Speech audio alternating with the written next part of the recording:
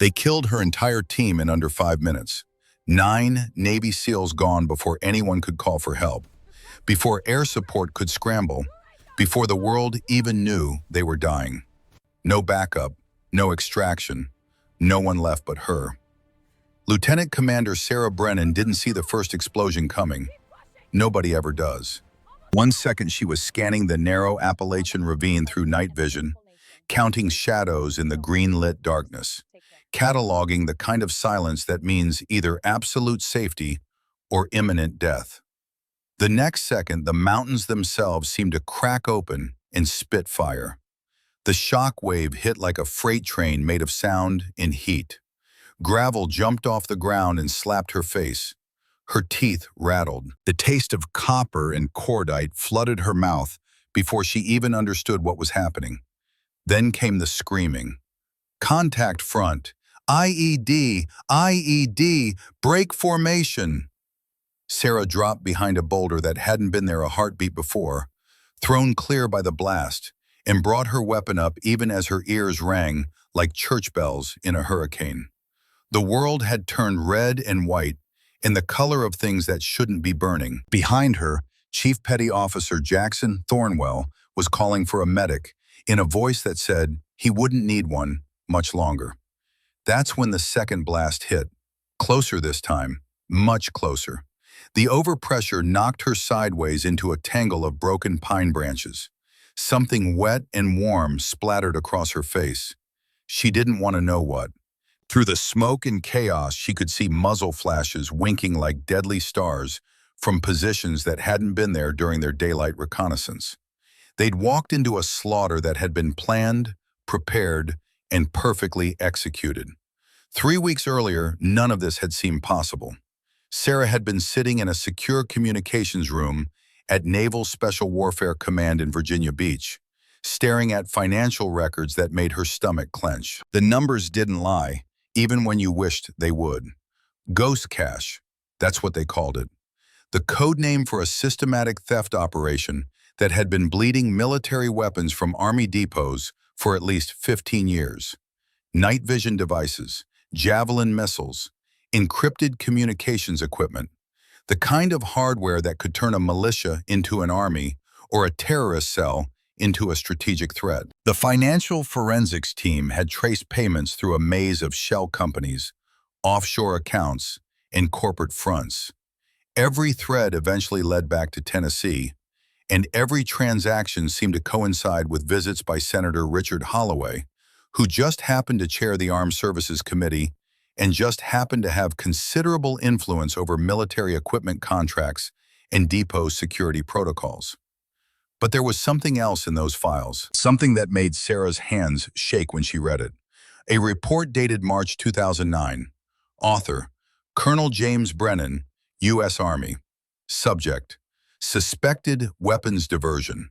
Forward Operating Base Salerno, Afghanistan. Her father. Sarah had been 17 when the Army chaplain came to their door with the flag and the careful words about honor and sacrifice. 17 when they told her that Colonel James Brennan had been killed by a Taliban IED while investigating reports of weapons theft. 17 when she decided that she would follow him into service, that she would finish whatever work he'd left undone. Now, 15 years later, she was looking at his last report. The one that described weapons going missing. The one that identified financial irregularities. The one that got buried in classified archives and never investigated.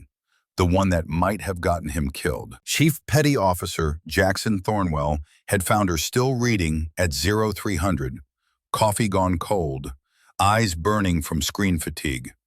Jax was 16 years Navy, weathered and practical, with the kind of dry humor that came from seeing too much and surviving anyway. He'd been her operations chief for 2 years, and before that her instructor when she'd earned her SEAL qualification. If anyone in the Navy knew when she was chasing ghosts instead of missions, it was Jax. LT, he'd said, leaning against the doorframe. Your father would have told you this was batshit crazy. I'm telling you it's batshit crazy. You planning to listen to either of us? She'd looked up from the screen, exhausted. What would you do? Jax had been quiet for a long moment. Then, I'd finish what he started, but I'd do it smart, and I'd bring people I trust. 2 days later, SEAL Team Titan was wheels up for Tennessee. The team brief had been straightforward enough on paper. Intelligence suggested ghost cache weapons were being stored at an abandoned CIA listening post in the Great Smoky Mountains, left over from Cold War monitoring operations. The facility had been decommissioned in 1991, supposedly sanitized and sealed. But satellite imagery showed recent vehicle traffic, and signals intelligence had picked up encrypted burst transmissions from the area. The mission: infiltrate, document, extract evidence. Simple reconnaissance. In and out before anyone knew they were there. Sarah had assembled her team carefully. Jax Thornwell as operations chief, because she trusted his instincts more than her own. Petty Officer Emma Gallagher as corpsman, red-haired and cautious, the kind of medic who worried about everyone and kept them alive through sheer stubborn will. Petty Officer Nolan Hayes, fresh from advanced training, 24 years old and eager to prove himself on real operations. Plus 5 more operators, each one hand-picked for technical skills and reliability. 9 SEALs total. Good spacing, clean communications, terrain that looked like every other piece of Appalachian wilderness they trained in. The insertion had gone perfectly. Night jump from 12,000 feet, canopy landings in a mountain meadow 2 miles from the target. They'd cached their chutes, conducted comms checks, and begun the approach march through dense forest that smelled like pine needles and old rain. Emma Gallagher had been worried from the start. She'd pulled Sarah aside during a security halt, voice low. "LT, this feels wrong. Intel's too clean. Timing's too convenient. We're chasing financial records and satellite photos, not actual human intelligence." Sarah had nodded because Emma wasn't wrong. But orders were orders, and sometimes you had to trust the mission even when your gut said otherwise. "We stay sharp," she'd replied. "Any sign this is compromised, we abort and extract. Agreed?" Emma had agreed, but her eyes said she still didn't like it. Young Nolan Hayes had been the opposite, excited, energized, moving with the kind of enthusiasm that came from finally being on a real operation instead of a training exercise. "This is what it's really like, right, LT?" He'd whispered during another halt. "Real SEAL work, not classroom stuff." Jax had answered before Sarah could. "Kid, real SEAL work is 99% boredom and 1% terror. Enjoy the boredom while it lasts." They'd been 300 meters from the target site when Sarah's instincts had finally started screaming. The forest was too quiet. No birds, no insects, just wind through branches and their own breathing. The kind of silence that meant something had disturbed the normal pattern of life. She'd raised a fist, stopping the patrol. Keyed her radio. "Tighten actual to all elements. Something's off. Tighten spacing. Weapons condition 1. Stay alert." Jax had moved up beside her, scanning through his own night vision. "You want to abort?" Sarah had hesitated.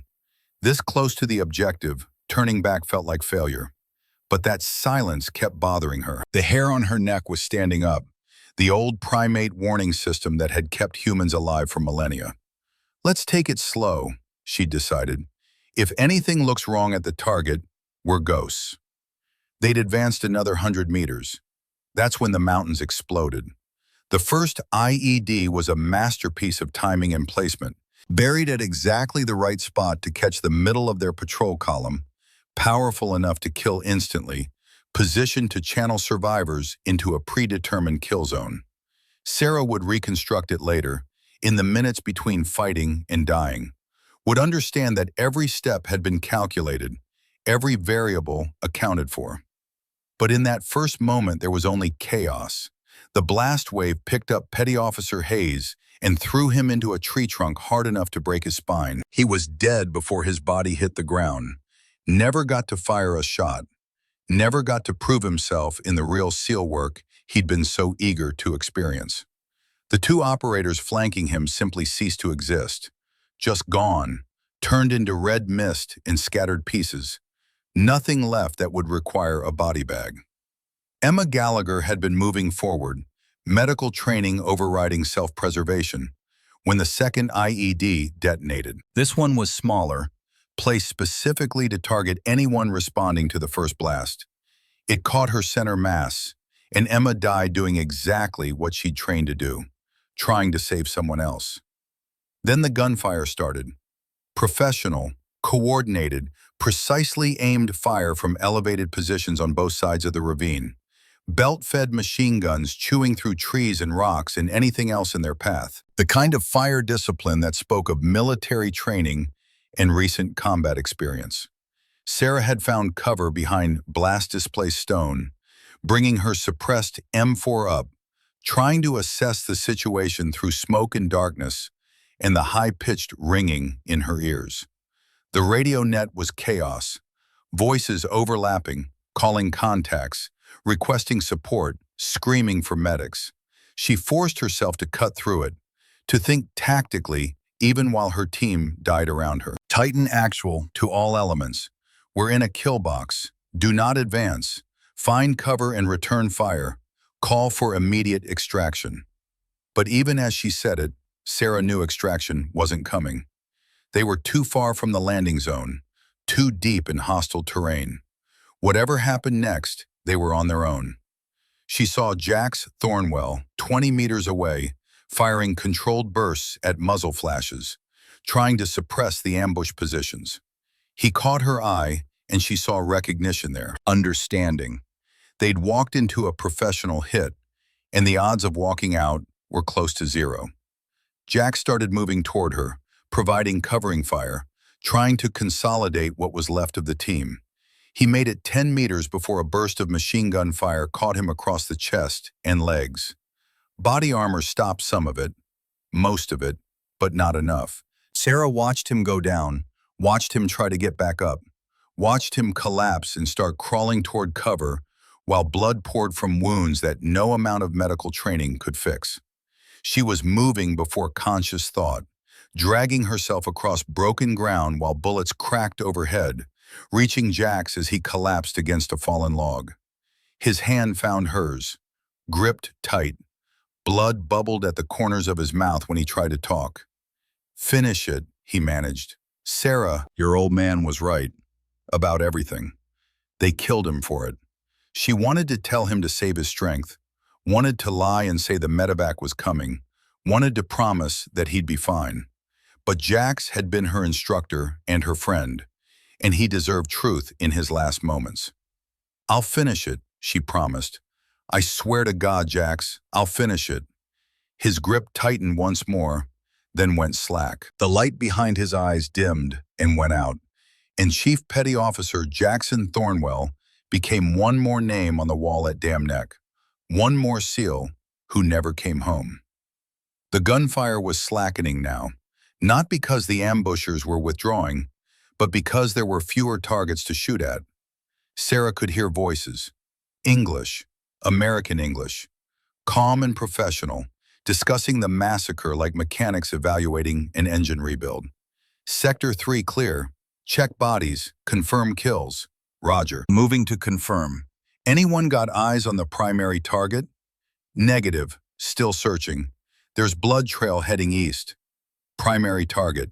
They weren't just killing American operators. They were hunting someone specific. Sarah pressed herself deeper into the rocks, forcing her breathing to slow, making herself small and still. Her left leg was on fire where shrapnel had carved a groove through muscle. Her shoulder hung wrong, probably separated or dislocated from the blast impact. But she was alive, which meant she could still think. And thinking meant she could still fight. Through a gap in the stones, she watched a figure in dark, tactical gear, methodically going through Jax's equipment. No rush, no panic, just professional thoroughness. He pulled out the encrypted tablet they'd been carrying for mission documentation and spoke into his radio. "Primary target not among confirmed casualties. Initiating Phase 2 protocols." The response crackled back immediately. "Copy that. Remember, she has intelligence on ghost cache operations. That information cannot reach Washington. Rules of engagement terminate with extreme prejudice. Ghost cache. They'd said it out loud, confirmed what Sarah had already suspected. This wasn't random militia violence. This wasn't even about the weapons investigation. This was about her, about what she knew, about finishing what they'd started when they killed her father 15 years ago. A second voice came on the radio, different from the first, deeper with the kind of authority that suggested command experience. Viper actual to all units. Primary target is Lieutenant Commander Sarah Brennan. She's wounded but mobile. Intelligence suggests SEAL training and combat experience. Do not underestimate. She has documentation on Ghost Cache Network. Cannot allow her to reach extraction. 12 operators are now committed to this hunt. Full ISR support, drone coverage, technical advantage. Target is 6 miles from extraction point and will not survive until dawn. Execute Phase 2. Another voice responded. Guardian here. We've got thermal drone overhead, encrypted comms, full tactical superiority. She's one wounded SEAL against 12 of us. This is over before sunrise. Sarah waited until the boots moved away, then began the most important movement of her life. A slow, silent crawl through rubble and broken trees toward what looked like a drainage gully carved into the hillside by decades of mountain runoff. Every inch was earned in pain. The leg wound felt like someone drawing lines with a blowtorch. Her shoulder screamed with every movement. Something was definitely broken in her chest, making each breath feel like swallowing broken glass. But she was breathing. And breathing meant thinking. And thinking meant fighting. She made it to the gully just as voices started getting closer again. Blood trail leads this way. She's moving downhill, probably trying for the extraction point. Doesn't matter. We've got all night and she's bleeding.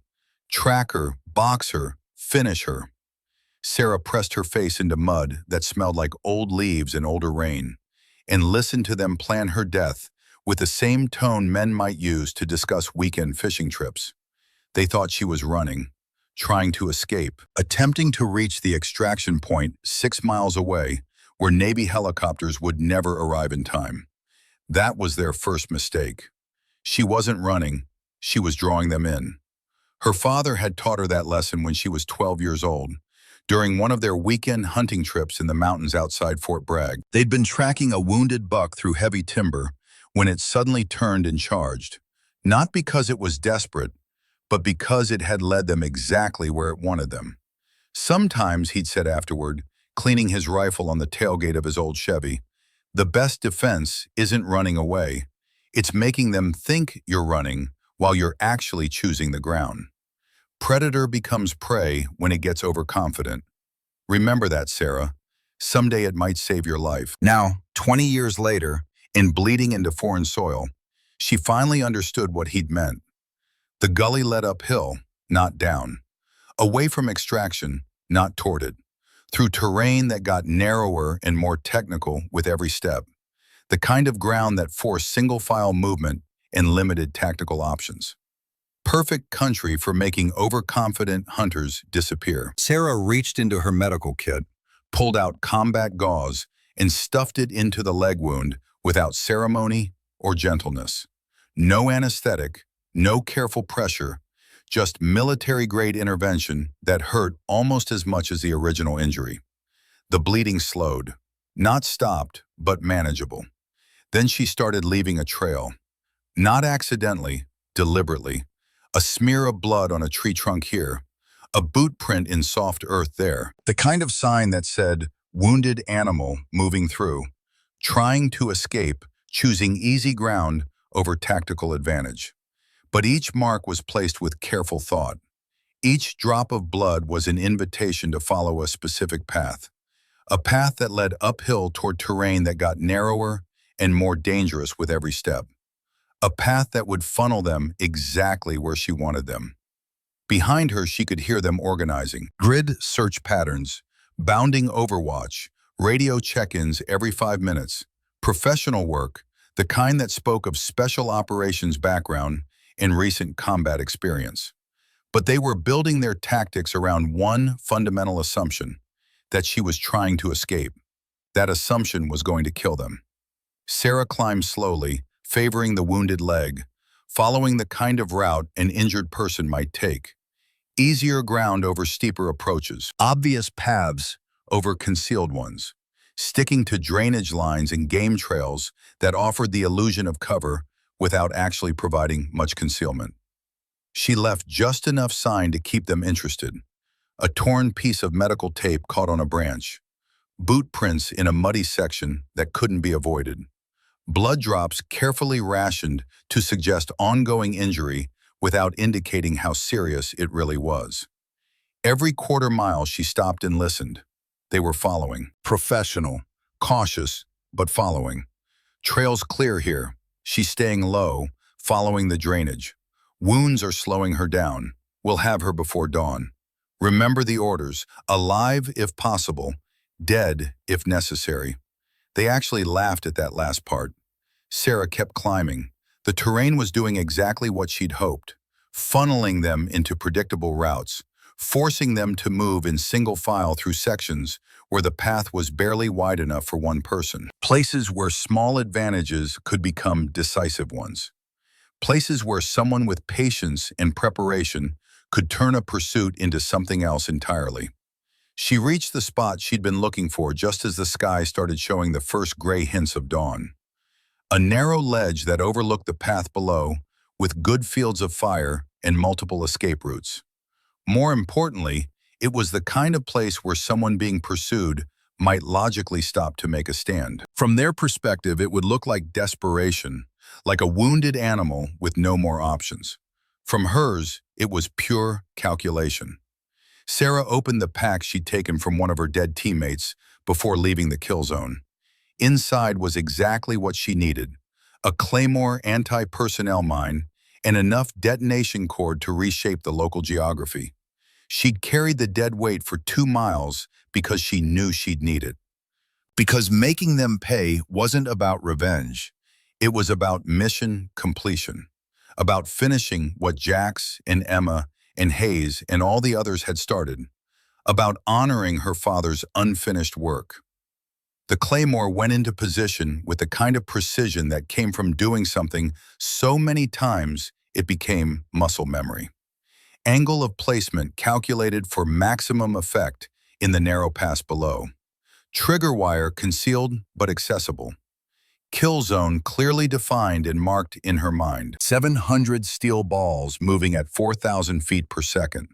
That's what a Claymore delivered. That's what waited for the first people who followed her trail to its logical conclusion. She checked her rifle. Suppressed M4 with 4 magazines remaining. Not much, but enough for a sustained engagement if things went badly. Her sidearm was secure and ready. Medical supplies were consolidated and easily accessible. Everything was exactly where it needed to be. Below, she could hear them getting closer. Blood stops here. She must have bandaged up. Path continues upward. Still following the easiest route. Stay alert.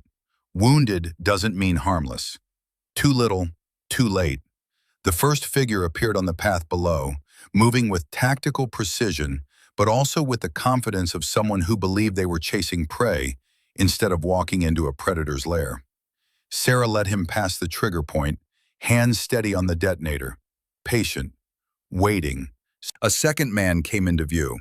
Then both targets were in the optimal kill zone, exactly where she needed them, exactly where physics and military engineering could do their terrible work. Her father's voice echoed in memory. Sometimes the best defense is making them think you're running. She wasn't running anymore. Sarah squeezed the detonator. The Claymore detonated with a sound that made the mountains echo, a sharp crack that rolled through the valleys like thunder. 700 steel balls launched at 4,000 feet per second, turning the narrow pass into a killing ground, transforming overconfidence into casualties. When the smoke cleared, there wasn't enough left of either man to require medical attention. Sarah keyed into their radio frequency, the one she'd been monitoring since taking it from the kill zone. Her voice was steady, professional, carrying the kind of certainty that came from knowing exactly who she was and what she was capable of. This is Lieutenant Commander Sarah Brennan, United States Navy. You killed my team. You murdered 9 SEALs in cold blood. Now it's my turn. How many more of you want to die before sunrise? The radio was silent for 3 long seconds. Then a voice responded, older, measured, carrying authority that suggested command experience and strategic thinking. Commander Brennan, this is Colonel Garrett Blackwood, U.S. Army retired. I served with your father in Iraq. James Brennan was a good man, a fine officer. This is a tragic misunderstanding. Surrender the documentation you're carrying, and I'll personally guarantee your safe extraction. You have my word as a fellow officer. Sarah looked down at the devastation in the pass below, at what was left of 2 men who'd been following orders, who'd believed they were doing something legitimate, who'd never understood they were hunting someone who'd already decided death was acceptable if it meant finishing the mission. She keyed the radio again. You killed 9 Navy SEALs. There's no misunderstanding about that, Colonel, and there's no surrender. You want this documentation? Come take it. Blackwood's response came after a longer pause. Commander, think about what you're doing. You're wounded, outnumbered, 6 miles from extraction with no support inbound. Those men knew the risks. Your father knew the risks. Sometimes national security requires hard choices. Don't make me kill James Brennan's daughter. Sarah felt something cold settle into her chest. Not fear, not anger, just absolute clarity about what came next. Then you better bring more men, Colonel, because the first 2 weren't enough. She was already moving as she spoke, relocating to a secondary position 50 meters away, where she had clear sight lines and multiple routes for withdrawal. Behind her, the radio erupted with controlled panic. Contact, Sector 3, 2 confirmed KIA. She's armed with heavy weapons and she's fighting back. Sarah settled into her new position, weapon ready, counting her remaining ammunition. 10 hostiles remaining, 4 hours until dawn. The mission was just beginning. The 3rd man died at first light.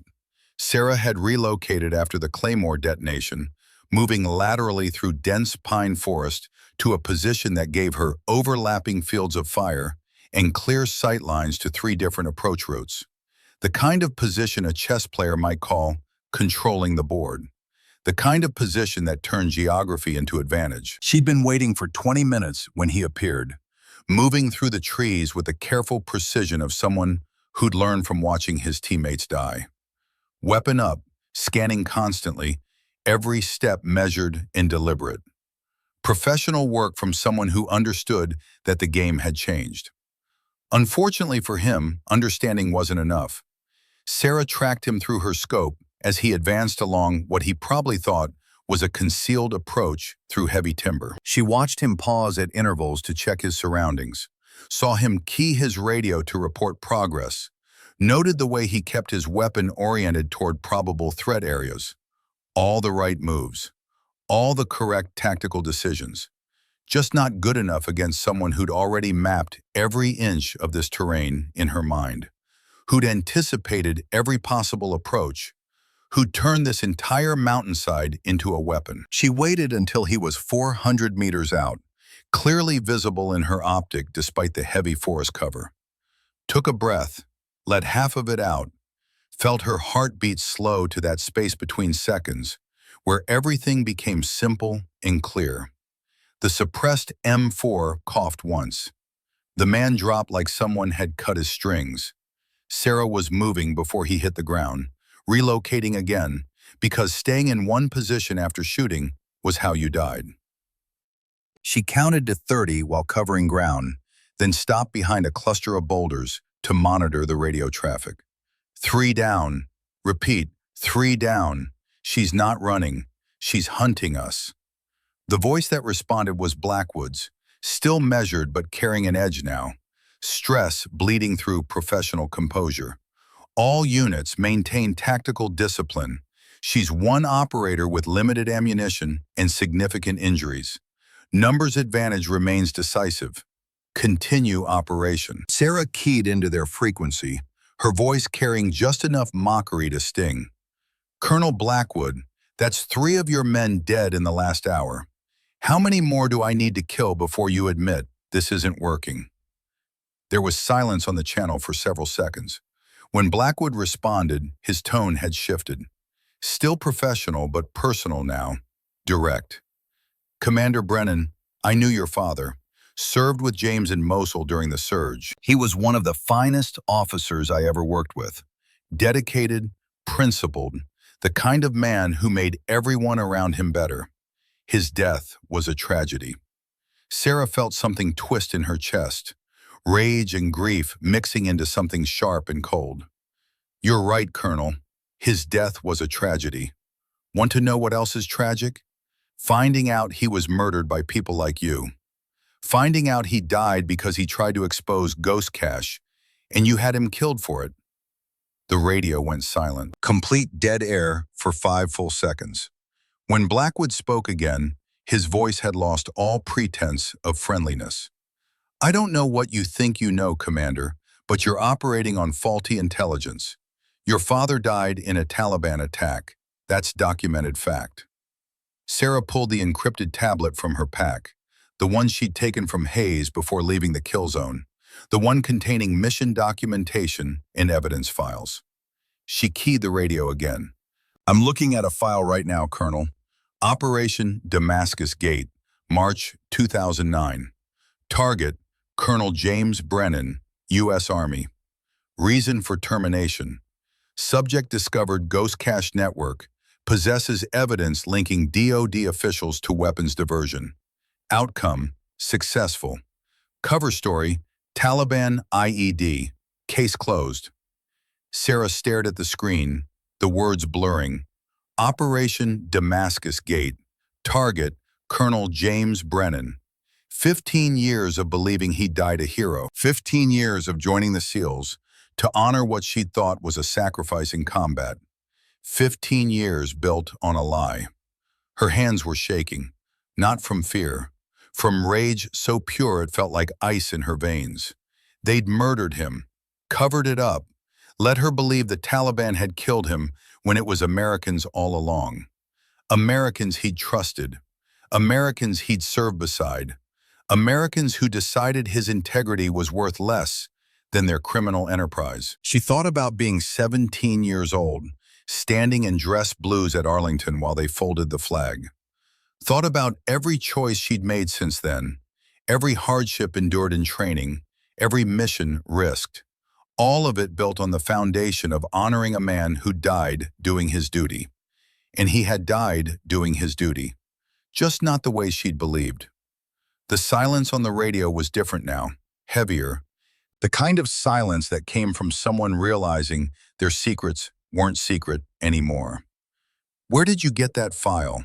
Blackwood's voice was tight now, controlled fury barely contained. Sarah keyed the radio, her voice colder than she'd ever heard it. From your tactical tablet, Colonel, the one your tech operator was carrying. You know, the one I took after I killed him and his partner, along with their drone controller and real-time ISR feeds. I can see your positions right now, all 10 of you. Want to guess what else I found in these files? She didn't wait for a response. Pulled up another document on the tablet screen, reading from it like she was reciting a grocery list. Sentinel Solutions LLC, private military contractor, owned by defense industry holding companies with ties to Senator Richard Holloway. Contracts for security operations, personnel elimination, evidence sanitization. Ghost Cache has been running for 15 years, stealing military equipment and selling it to the highest bidder. My father found evidence of it in Afghanistan. You had him killed, and now you're trying to do the same to me. Movement below caught her attention. 2 operators working as a pair, moving through a natural choke point in the terrain. Sarah settled behind her rifle, tracking them. Blackwood's voice came back, all pretense gone now. You don't understand the full picture. Your father was going to expose operations that keep this country safe. Programs that save American lives in ways you'll never see in briefings or congressional hearings. He couldn't see the bigger picture. Don't make his mistake. Sarah lined up her first shot.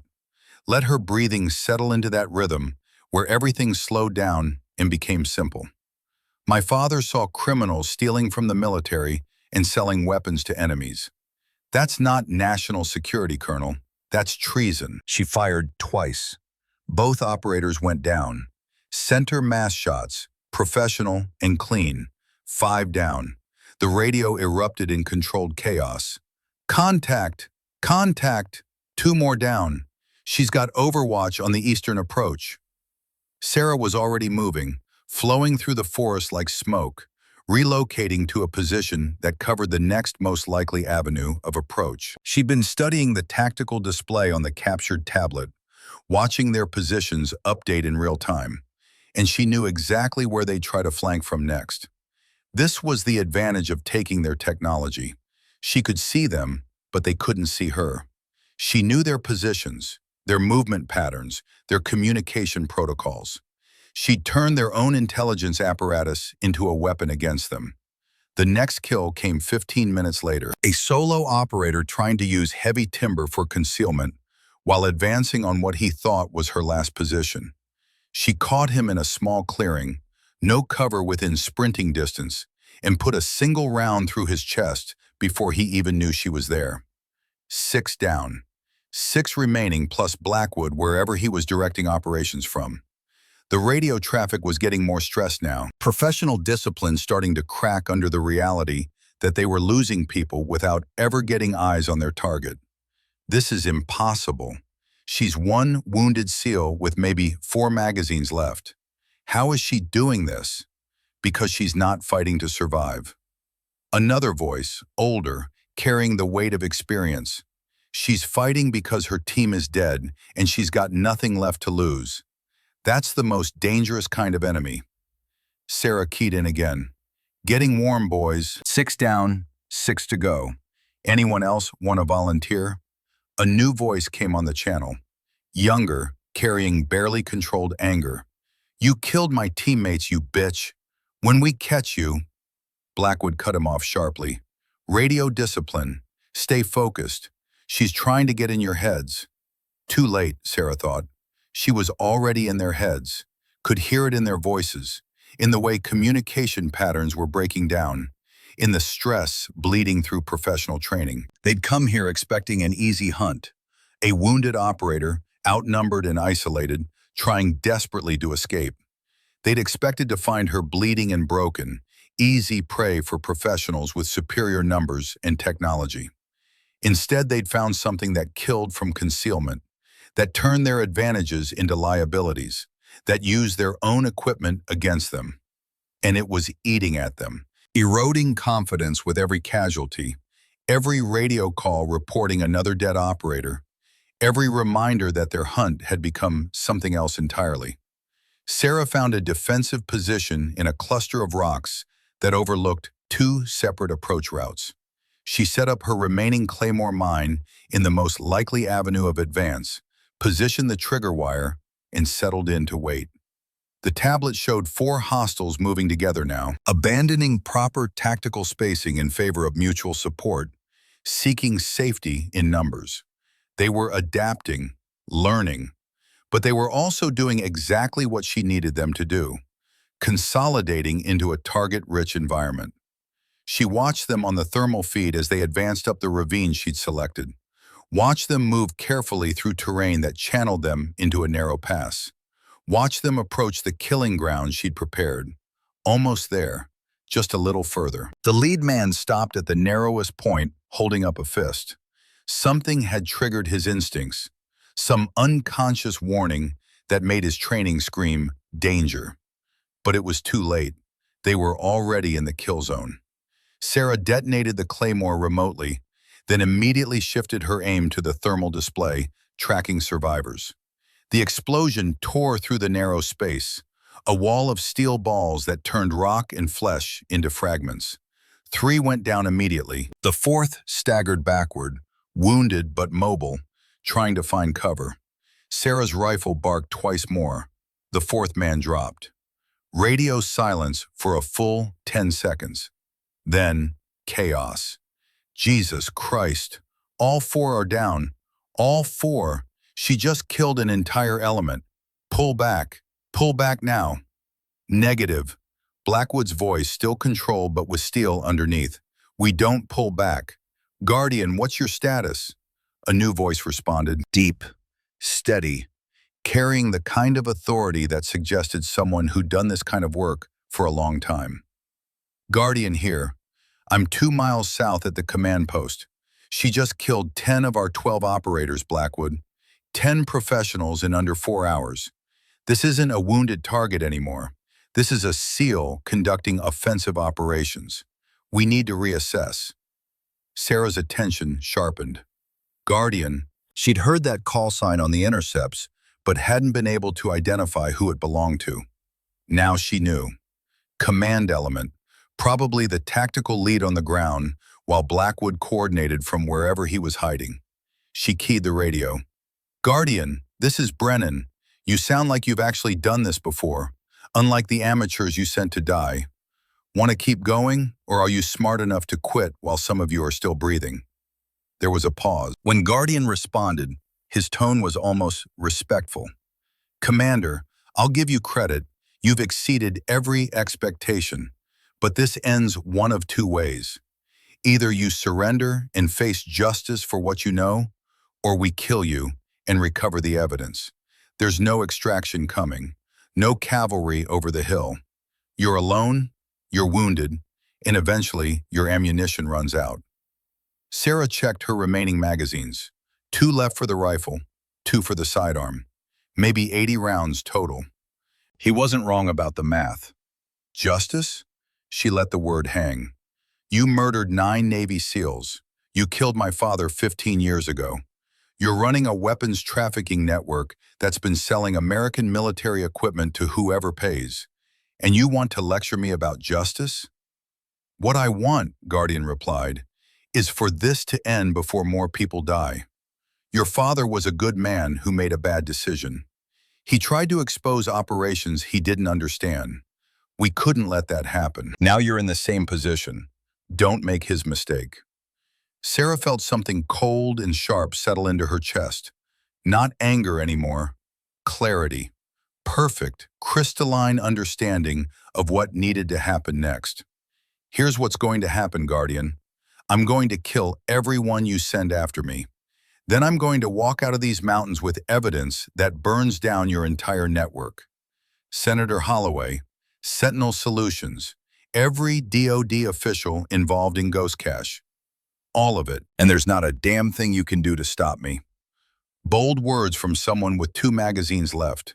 I've killed 10 of you with 4 magazines, Sarah replied. Let's see what I can do with 2. She was moving again before Guardian could respond, flowing through terrain she'd mapped in her mind, heading toward a destination she'd identified on the tactical display. Blackwood's command post, 2 miles south, where he was coordinating operations and, more importantly, where he'd have backup communications equipment and additional evidence files. If she could reach it, if she could take it, if she could survive long enough to make it matter. The tablet showed 2 remaining hostiles between her and the command post. The last of the original 12 operators, now likely terrified and questioning every decision that had led them to this mountain. She found the first one 30 minutes later, dug into a defensive position overlooking the trail. Smart positioning, good fields of fire, exactly where someone with tactical training would set up to interdict movement. Unfortunately, Sarah wasn't using the trail. She'd circled wide through heavy brush, accepting the slower movement in exchange for approaching from an unexpected angle. It took 45 minutes to close within knife range, moving inches at a time through undergrowth, controlling her breathing, ignoring the pain in her leg and shoulder. Close quarters work was always intimate, always personal, the kind of thing that stayed with you long after the blood dried and the bodies cooled. She came up behind him in near complete silence, one hand securing his weapon while the other drove her blade through the gap between his helmet and body armor. Quick, efficient, professional. He died without making a sound. 11 down. Sarah took his radio and spare magazines, checked his tablet for updated intelligence. The display showed one remaining hostile, positioned near the command post. Guardian himself, most likely, waiting to see if she'd actually try for Blackwood's location. She keyed the captured radio. "Guardian, this is Brennan.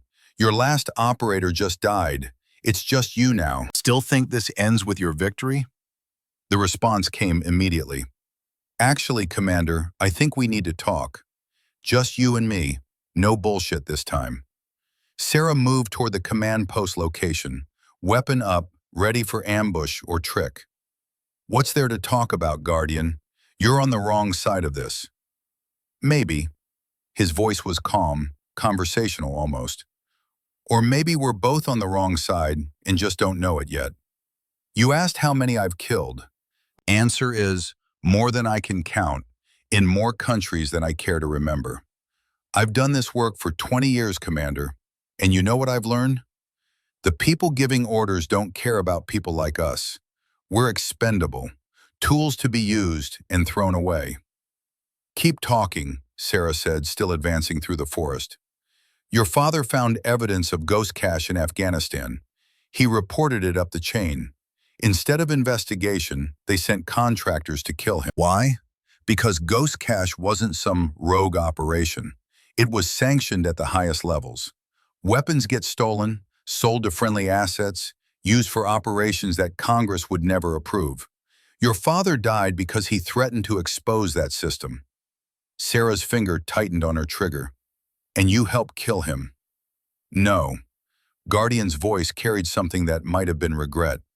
"I refused that contract. Told Blackwood it was wrong, that killing American officers crossed a line I wouldn't cross. They sent someone else. But I knew about it. Stayed silent. That makes me complicit.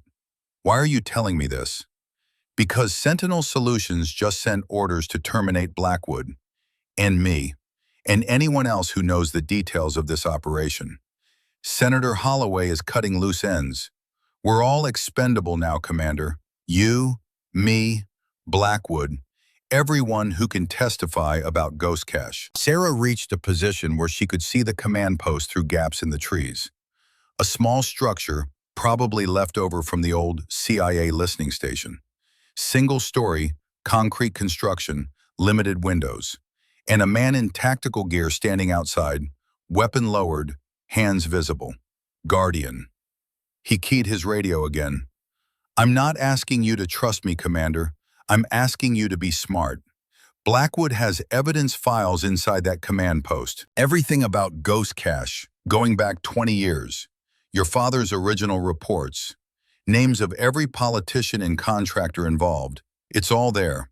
But if we don't move fast, Holloway's cleanup crew will destroy it all and kill everyone who knows about it." Sarah studied him through her scope. Older than she'd expected, probably mid-50s, with the weathered look of someone who'd spent decades in hard places doing hard things. His stance was relaxed, but ready, the posture of someone who could move quickly if needed, but was choosing not to. "How do I know this isn't a trap?" "You don't. But you've got 2 magazines left, and I've got a command post full of equipment and evidence. If I wanted you dead, I'd be in cover right now, waiting for you to walk into an ambush. Instead, I'm standing in the open, gambling that you're smart enough to see we need each other." Sarah considered. The tactical situation was clear. She was low on ammunition, wounded, exhausted.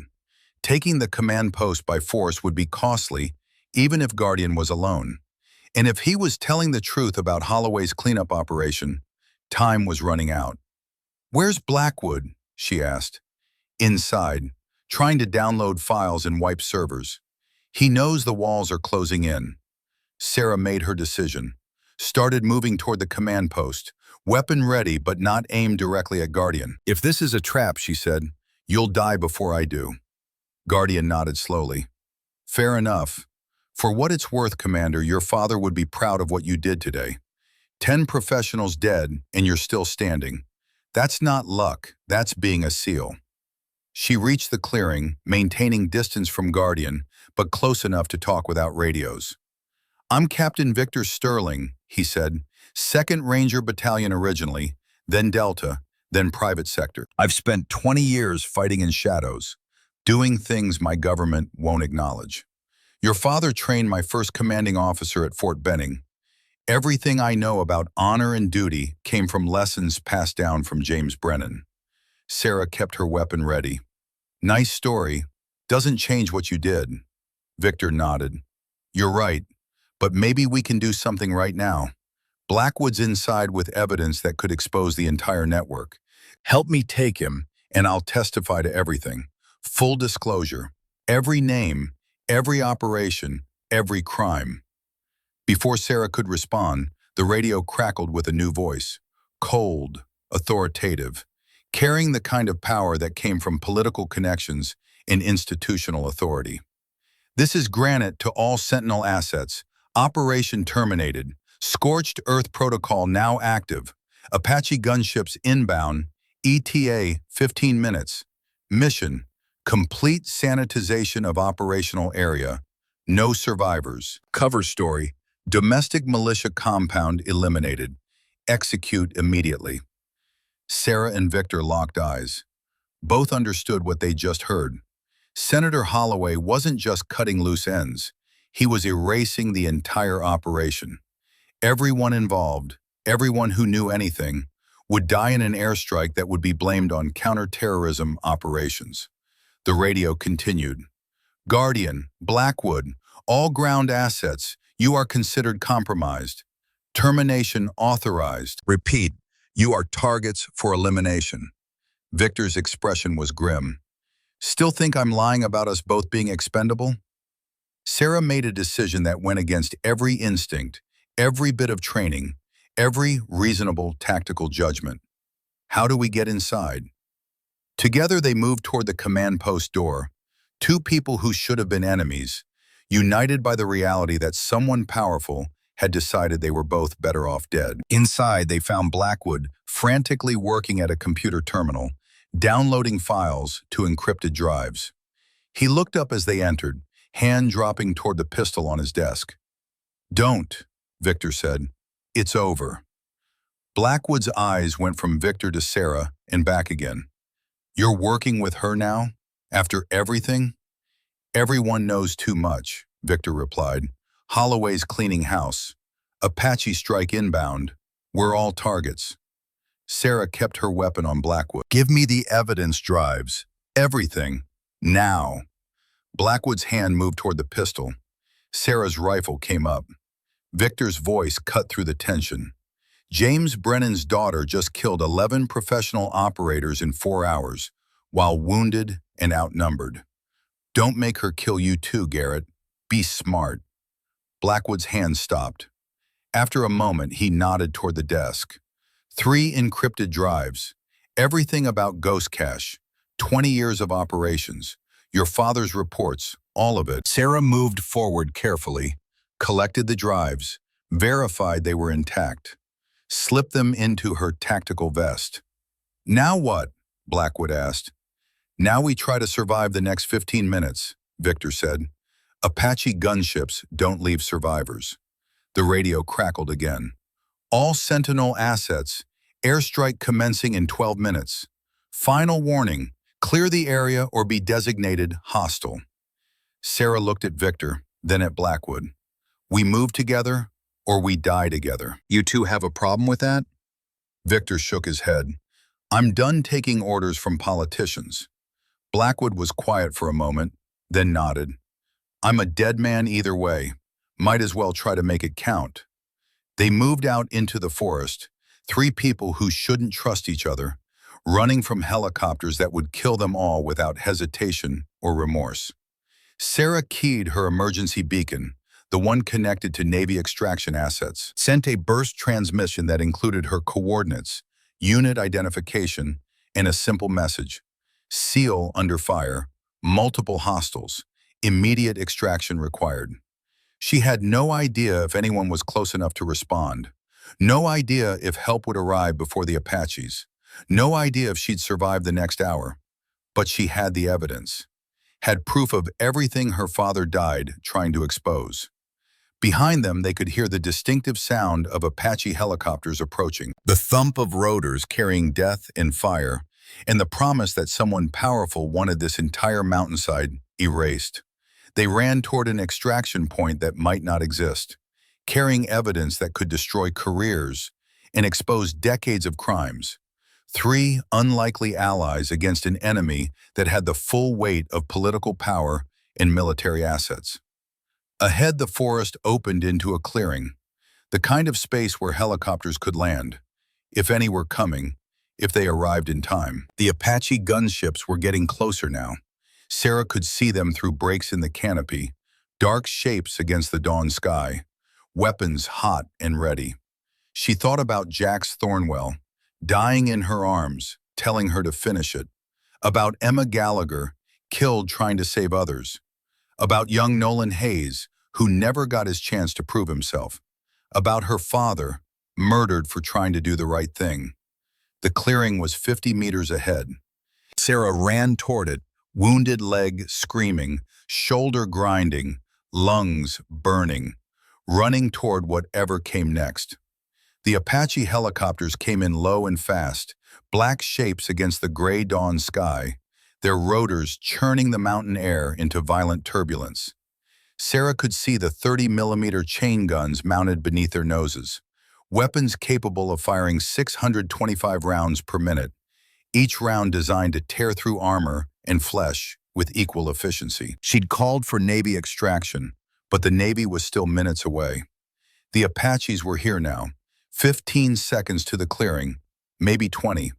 Behind her, Victor Sterling was keeping pace despite his age, moving with the practiced efficiency of someone who'd spent decades in combat zones. Blackwood was falling behind, older and softer, his breathing ragged with exhaustion and fear.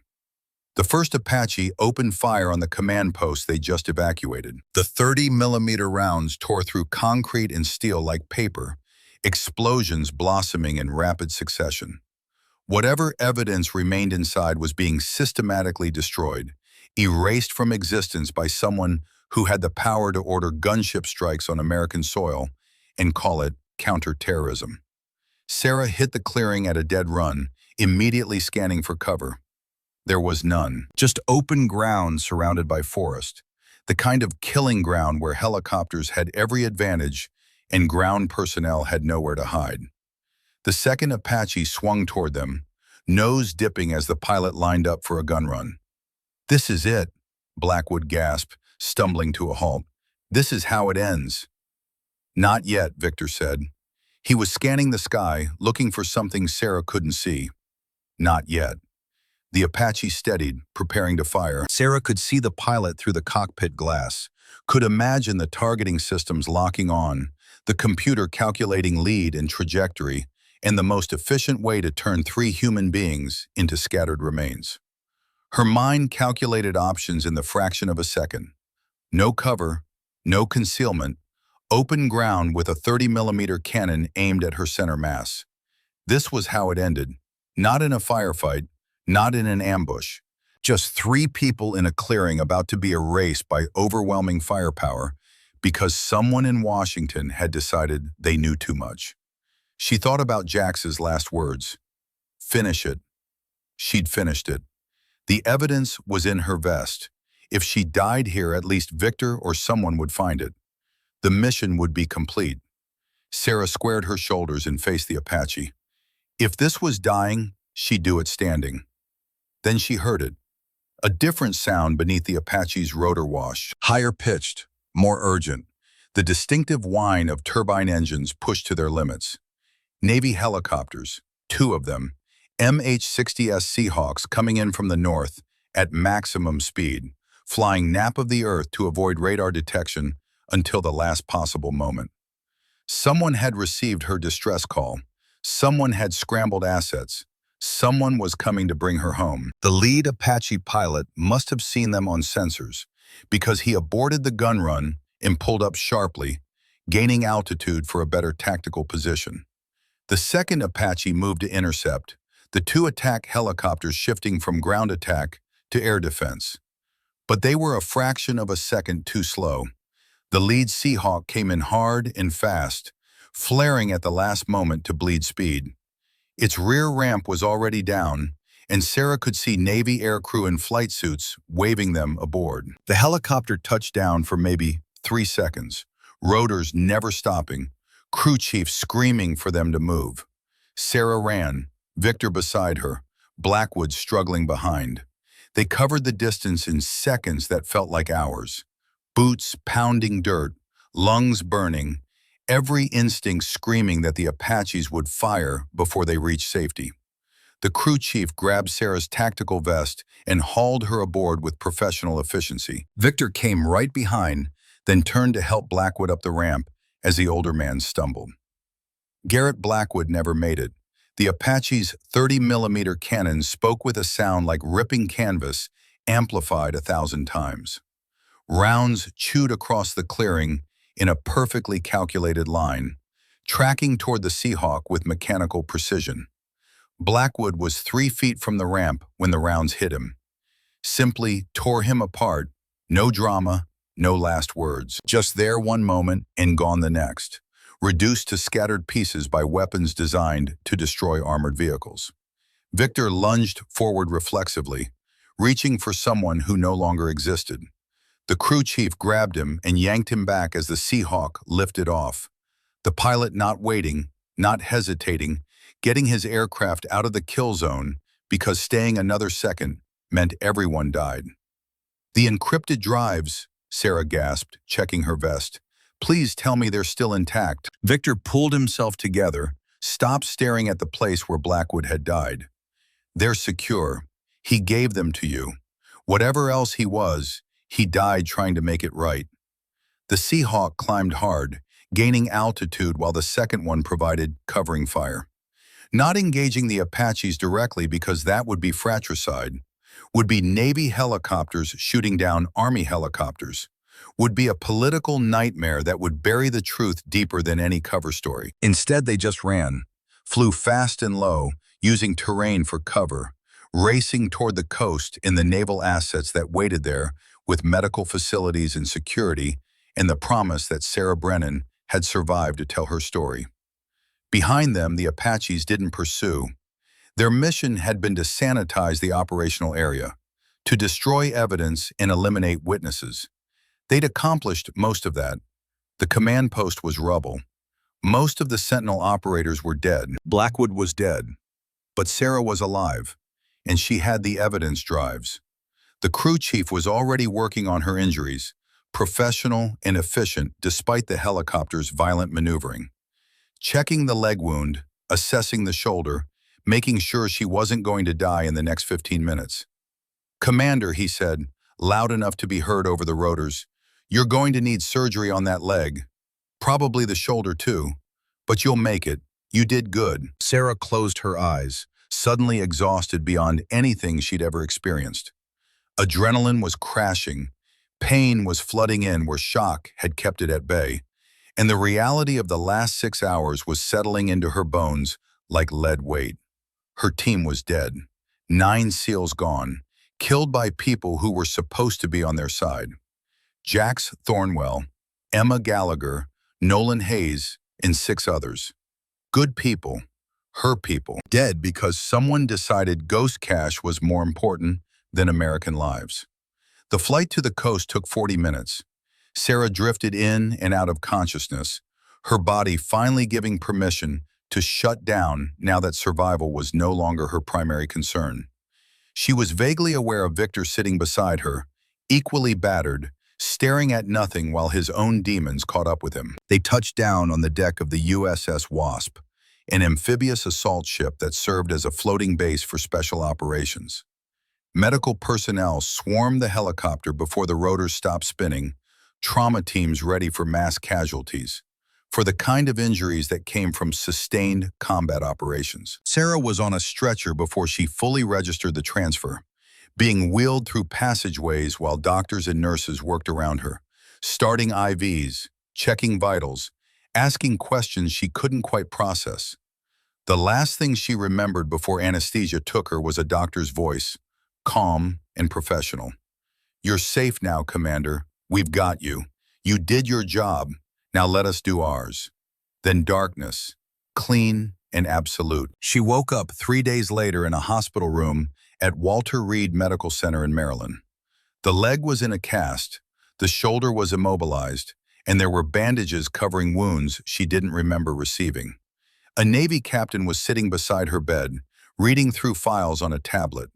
He looked up when her eyes opened, expression carefully neutral. "Commander Brennan," he said, "Captain William Morrison, Naval Criminal Investigative Service. We need to talk about what happened in Tennessee." Sarah's throat was dry, her voice rough. "My team?"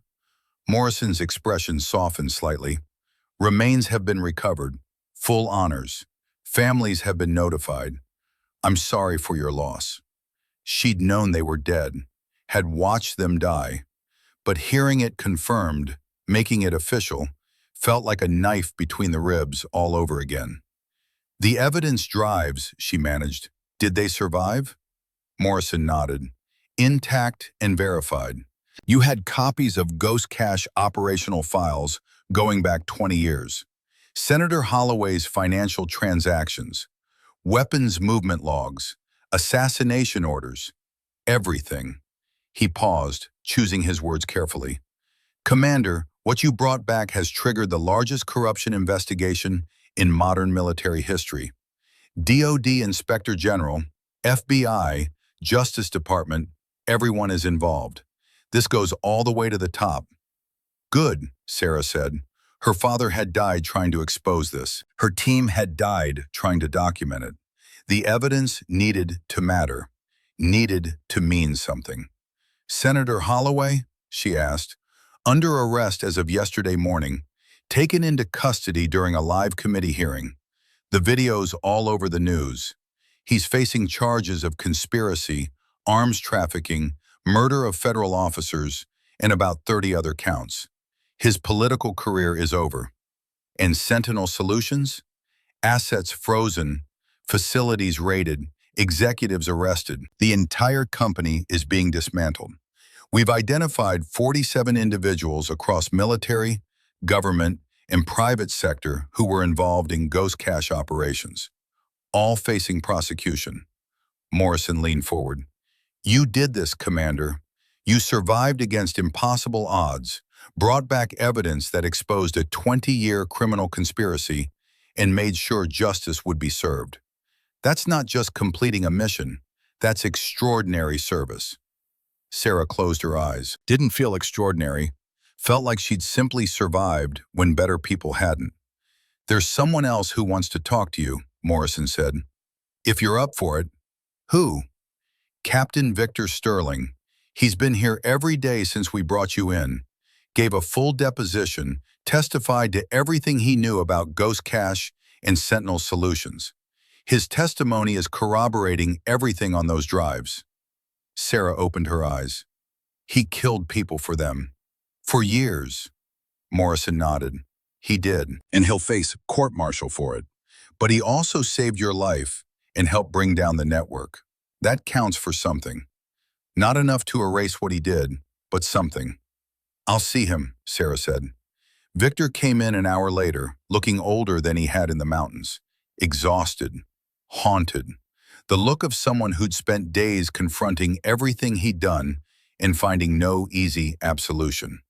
He sat in the chair Morrison had vacated, silent for a long moment. "Your father," he finally said, "trained Captain Richard Hayes. He was my commanding officer in 2nd Ranger Battalion, early 2000s. Everything I learned about being a soldier came from him. Honor, duty, sacrifice. All of it traced back to lessons James Brennan taught." Sarah waited. "When I went private sector," Victor continued, "I told myself I was still serving, still protecting American interests, just doing it in ways the government couldn't officially acknowledge. I took contracts that seemed legitimate, operations that seemed necessary." He looked at his hands. Ghost Cache seemed like that at first. Weapons going to allied groups, supporting operations Congress wouldn't fund. But over time, it changed. Became about money, about corruption. and I kept taking the contracts because I'd already crossed too many lines to turn back. Why are you telling me this? Sarah asked. Because your father would have stopped it, would have exposed it 15 years ago if they hadn't killed him. And you did what he couldn't.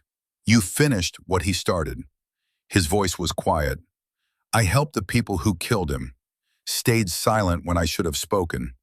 That makes me complicit in his murder. Yes, Sarah said. It does. Victor nodded slowly. I know. That's why I'm pleading guilty to everything. No deals, no immunity, full responsibility. I'm going to prison for the rest of my life, and I deserve every day of it. He stood to leave, then paused. For what it's worth, Commander, your father would be proud of you. What you did in those mountains, against those odds, that was the definition of being a SEAL. He was at the door when Sarah spoke. Victor. He turned. Thank you, she said, for helping at the end, for making it count. His expression was unreadable. Just trying to do one honorable thing before the end. Your father taught me that matters. Doesn't erase the bad, but maybe it means something. Then he was gone, escorted by MPs back to confinement while he awaited court-martial. Sarah spent another 2 weeks at Walter Reed, undergoing surgeries and physical therapy, giving depositions and testimonies to what felt like every law enforcement and oversight agency in existence. She told the story over and over, answered the same questions dozens of times, watched as prosecutors built cases that would send dozens of people to prison for decades. The media coverage was intense. SEAL team ambushed by American contractors. Senator arrested for arms trafficking. Ghost cash scandal rocking Washington. The story dominated news cycles for weeks, each revelation bigger than the last. Sarah refused all interview requests. This wasn't about fame or recognition. This was about her team, about her father, about making sure their deaths meant something. 3 months after Tennessee, she stood in Arlington National Cemetery in full dress uniform, still using a cane for the leg injury that might never fully heal. The late autumn sun was weak and pale, filtering through bare trees onto endless rows of white headstones. There were 9 fresh graves, 9 flag-draped coffins lowered into earth with full military honors. 9 families receiving folded flags and the thanks of a grateful nation. Sarah presented each flag personally, kneeling despite the pain, looking each family member in the eye while she spoke the ritual words. On behalf of the President of the United States, the United States Navy, and a grateful nation, please accept this flag as a symbol of our appreciation for your loved one's honorable and faithful service. Jax Thornwell's widow was last. Catherine Thornwell, 56 years old, married to Jax for 30 years, now facing the rest of her life alone. She took the flag with trembling hands, eyes red from crying. Did my husband die for something real? She asked, voice breaking. Or was it all for nothing? Sarah felt her own eyes burning. Ma'am, your husband died exposing a criminal conspiracy that murdered American service members for profit. He saved lives by giving his. That's what heroes do. Nothing about his sacrifice was meaningless. Catherine nodded slowly, clutching the flag. Thank you, Commander. Thank you for bringing him home. After the ceremony, after the families had left, Sarah walked alone through Arlington until she found the grave she'd been looking for. Colonel James Brennan, U.S. Army. Born 1966, died 2009. Beloved husband, father, and soldier. She stood there for a long time, leaning on her cane, looking at the name carved in stone. 15 years. 15 years of not knowing the truth. 15 years of believing he died in a Taliban attack. 15 years of carrying his memory like a weight. Now she knew. Knew he'd died trying to do the right thing. Died because he'd found evidence of corruption and refused to stay silent. Died being exactly the kind of officer and man he'd always taught her to be. She pulled her SEAL trident from her pocket. The golden pin she'd earned through pain and determination, and refusing to quit when everything said she should. The symbol of belonging to something larger than herself, of being part of a brotherhood that transcended death. Slowly, carefully, she placed it on his headstone. "You were right, Dad," she said quietly, "about all of it. They killed you because you found the truth, tried to bury it with your body. But I finished what you started, exposed them, made sure everyone knows what you died for." The wind rustled through trees, carrying leaves across the manicured grass. "I joined the SEALs because of you, because I wanted to honor your memory. Now I understand that the best way to honor you isn't carrying your memory. It's carrying on your work, never staying silent when something's wrong, never letting corruption hide in shadows, always doing what's right, even when it costs everything." She wiped her eyes, not ashamed of the tears. "Mission complete, Dad. You can rest now." Someone cleared their throat behind her. Sarah turned to find Captain Morrison standing a respectful distance away. "Sorry to interrupt, Commander, but there's something you should see." He handed her a tablet displaying news footage, live coverage from Capitol Hill. Senator Richard Holloway being led out of a federal courthouse in handcuffs, convicted on all 47 counts. The news anchor was explaining about the life sentences, the massive fines, the complete destruction of his political empire. "Justice," Morrison said, "because of what you did." Sarah watched the footage, feeling something settle in her chest. Not satisfaction exactly, not closure, but completion. The sense that a job had been finished, a mission accomplished, a debt paid. "What happens now?" she asked. Morrison smiled slightly. "Now you heal, finish physical therapy, return to duty when you're ready. And then, if you're interested, Naval Special Warfare Command has a proposition for you." "What kind of proposition?" "They want you to help redesign SEAL training programs, incorporate lessons learned from Tennessee, teach the next generation about tactical adaptation, resilience under pressure, completing the mission regardless of odds." He paused. "They want you to make sure what happened to your team never happens to anyone else." Sarah thought about Jax Thornwell making jokes during patrol, Emma Gallagher worrying about everyone, Nolan Hayes eager to prove himself. Good people who deserve to come home. "When do I start?" 6 months later, Commander Sarah Brennan reported to Naval Special Warfare Center in Coronado, California. Her leg had healed enough to walk without a cane, though it still ached in cold weather. The shoulder worked, mostly.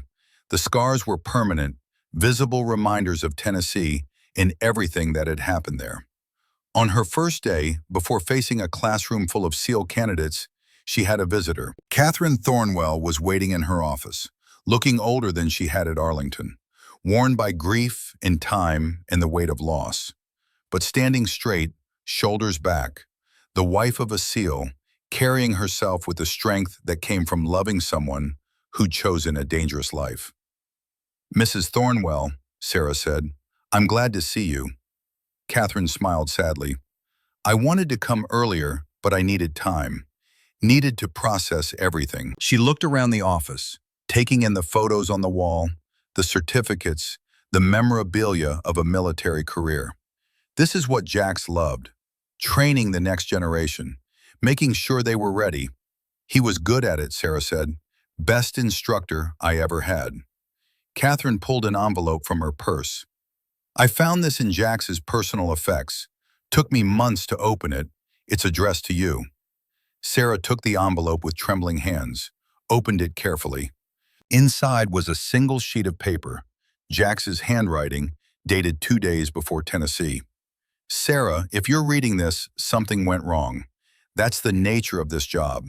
We go into dangerous places, face dangerous people, and sometimes we don't come home. I've accepted that since the day I earned my trident. I want you to know that whatever happened, I have no regrets. Serving with you has been the honor of my career. Watching you grow from a trainee to a SEAL to a team commander has been a privilege. Your father would be proud of the officer you've become. If I'm gone, don't blame yourself. Command means making hard decisions. Sometimes those decisions don't work out. That's not on you. That's just the reality of combat. Finish the mission. Whatever we were working on, whatever got me killed, finish it. Don't let it end with my death. Make it mean something. And remember what I always told you. The job matters more than coming home. You carry that forward. Teach it to others. Make sure the next generation understands what that really means.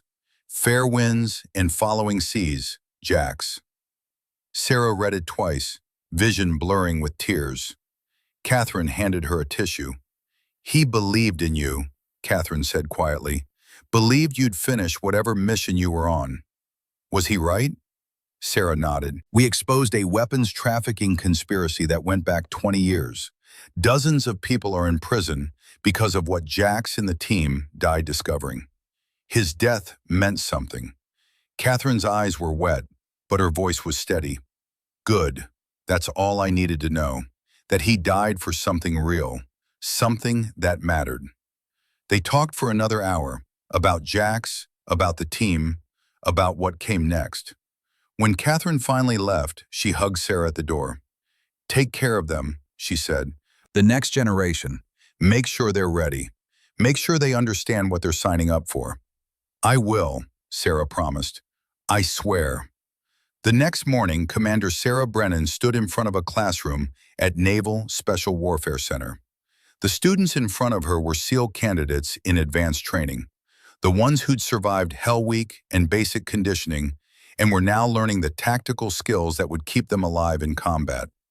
They looked so young, eager, confident in the way people were before they'd actually faced death. Sarah had their complete attention. They knew who she was, knew the story. The SEAL who'd survived an ambush that killed her entire team, who'd hunted down 11 enemy operators while wounded and outnumbered, who'd exposed a conspiracy that reached the highest levels of government. Today, she began, we're going to talk about something they don't always emphasize in training. We're going to talk about why. The students listened, absolutely silent. You're training to become SEALs because you want to serve, want to be part of something larger than yourselves, want to do difficult things that matter. That's good. That's necessary. But eventually, every one of you will face a moment where you have to decide what you're really willing to sacrifice for the mission. She walked slowly across the front of the classroom, her slight limp barely noticeable. 6 months ago, I watched my team die. 9 SEALs, good people, murdered in an ambush. I survived, wounded and alone, hunted by professionals who had every advantage. By all tactical logic, I should have died with them. A student raised his hand tentatively. Sarah nodded. How did you survive, ma'am? Sarah was quiet for a moment. I didn't try to survive. I tried to complete the mission. And when you make that choice, when you accept that finishing the job matters more than making it home, you become dangerous in ways the enemy can't calculate. She pulled up a tactical display on the screen behind her, showed the terrain in Tennessee, the movement patterns, the positions where she'd killed enemy operators. They thought they were hunting me, thought I was trying to escape. That assumption made them predictable, made them vulnerable. I used their tactics against them, turned their advantages into liabilities. Another student raised his hand. Ma'am, how do you deal with the survivor's guilt, knowing you lived when they didn't? Sarah was quiet for a moment. That's the hardest part. I think about them every day. Wonder if I could have done something different, made better decisions, kept them alive. The answer is probably yes. I'm not perfect. I made mistakes. She looked at each student in turn. But I also know that I finished what they started, exposed the conspiracy that got them killed, made sure their deaths weren't meaningless. That doesn't erase the guilt, but it makes it bearable. The class continued for another hour. Sarah taught them about tactical decision-making under pressure, about resource management, about the psychology of combat. But mostly she taught them about the responsibility that came with the trident. This symbol, she said at the end, touching her chest where her own trident was pinned, means you've earned the right to call yourself a SEAL. But more than that, it means you've accepted a responsibility to your team, to your country, to everyone who came before you, and everyone who'll come after. The students stood as she dismissed them, filing out in silence, each one processing what they'd heard. Sarah stayed behind, looking at the tactical display still showing Tennessee terrain, thinking about Jax and Emma and Hayes, about her father, about all the people who died so she could stand here and teach others. That evening, Sarah drove to the beach near Coronado, sat on the sand watching the sun set over the Pacific, thinking about everything that had happened and everything still to come. Her phone buzzed. A message from Captain Morrison. Final update. Victor Sterling sentenced to 20 years, eligible for parole in 12. Took responsibility for everything. Several other Sentinel operators accepted plea deals. Ghost Cash network completely dismantled. No loose ends. Sarah typed a response. Thank you for keeping me updated. Another message came through. For what it's worth, Commander, you did something extraordinary. Not just the tactical stuff in Tennessee, but seeing it through to the end, making sure justice was served. That takes a different kind of courage. Sarah pocketed the phone, watched waves roll in and out, eternal and unchanging. Thought about her father and her team and everyone who died so that truth could be exposed. They'd tried to hunt her down in those Tennessee mountains, tried to kill her and bury the truth and erase what she knew.